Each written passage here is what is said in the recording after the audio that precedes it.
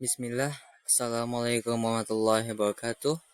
Teman-teman sekalian, hari ini saya ingin membedah sebuah materi akidah yang sangat fundamental mengenai pilar ketiga keimanan, yaitu iman kepada kitab-kitab Allah.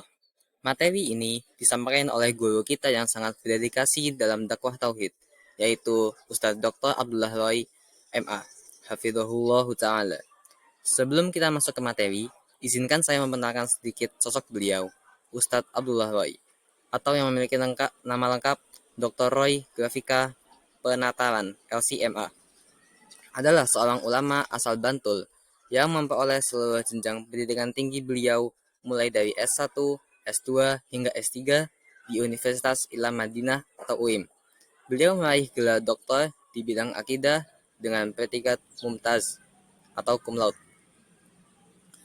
Salah satu pencapaian besar beliau adalah pernah dipercaya menjadi pengajar tetap kajian berbahasa Indonesia di Pintu 19 Masjid Nabawi pada tahun 2013 hingga 2017. Kini, selain ilmiah HSI Abdullah Roy yang diikuti oleh ribuan peserta dari seluruh dunia, adab dan keilmuan beliau dalam menyampaikan akidah menjadi inspirasi bagi kita semua untuk terus belajar.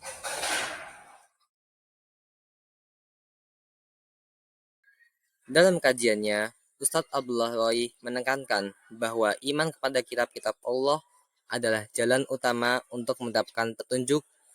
Beliau menjelaskan bahwa karena rahmatnya, Allah menurunkan kitab-kitab sebagai cahaya dan timbangan keadilan bagi manusia. Kita sebagai umat yang beriman wajib meyakini seluruh kitab yang diturunkan kepada para nabi. Meskipun kita tidak mengetahui semua nama kitab tersebut secara rinci, namun secara eksplisit ada 5 kitab yang disebutkan dalam wahyu. Yang pertama ada Suhuf Ibrahim, lalu kedua ada Zabur yang diturunkan kepada Nabi Daud alaihissalam, lalu ada Taurat kepada Nabi Musa, dan keempat ada Injil yang diturunkan kepada Nabi Isa alaihissalam, dan terakhir ada Al-Quranul Karim yang diturunkan kepada Nabi Muhammad sebagai penutup dari nabi-nabi terdahulu. Beliau juga memaparkan diskusi ilmiah para ulama mengenai apakah Suhuf Musa adalah kitab tersendiri atau sebutan lain bagi Taurat yang menunjukkan kedalaman bahasan beliau. Kita lanjutkan kepada bagian yang paling krusial, yaitu adalah memahami posisi Al-Quran di antara kitab-kitab lainnya. Ustadz Abdullah Roy menjelaskan bahwa Al-Quran memiliki peran sebagai muhaimin, yaitu ia menghapus hukum pada kitab-kitab sebelumnya dan menjadi satu-satunya pedoman yang sah untuk diamalkan saat ini. Lalu, apa saja yang membedakan Al-Quran secara teknis? Yang pertama, Al-Quran uh, diturunkan secara bertahap.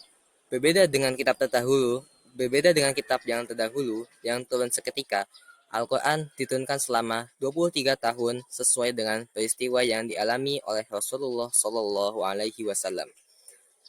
Lalu Al-Quran juga dipelihara langsung oleh Allah. Allah menjamin bahwa Al-Quran tidak akan berubah satu huruf pun hingga akhir zaman. Sebuah janji yang terbukti selama lebih dari 1400 tahun. Lalu Al-Quran juga dijaga maknanya. Allah tidak hanya menjaga teksnya, tetapi juga maknanya melalui hadis Nabi dan para ulama yang membimbing kita memahami Al-Quran sesuai pemahaman para sahabat. Selanjutnya, refleksi mendalam yang saya dapatkan dari materi beliau adalah tentang eksklusivitas kepatuhan. Beliau menyebutkan sebuah hadis di mana Nabi Muhammad Shallallahu Alaihi Wasallam menegur Umar bin Khattab yang membawa lembaran kitab terdahulu. Pesannya tegas, jika Nabi Musa saja hidup saat ini, beliau wajib menurunkan Al-Quran. Dalam realitas sehari-hari, ini mengajarkan kita untuk tidak bermain-main dengan mencari petunjuk hidup di luar Al-Quran dan Sunnah. Ketika kita menghadapi masalah hidup, apakah kita pertama kali kembali ke pedoman ilahi atau justru mencari solusi dari pemikiran manusia yang rapuh? Iman kita kepada Allah berarti menjadikan Al-Quran sebagai standar utama dalam setiap keputusan kita.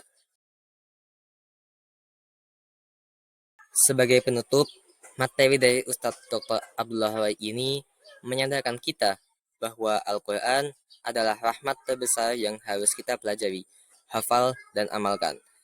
Keberadaan Al-Quran yang terjaga hingga hari ini adalah mukjizat hidup bagi setiap kita.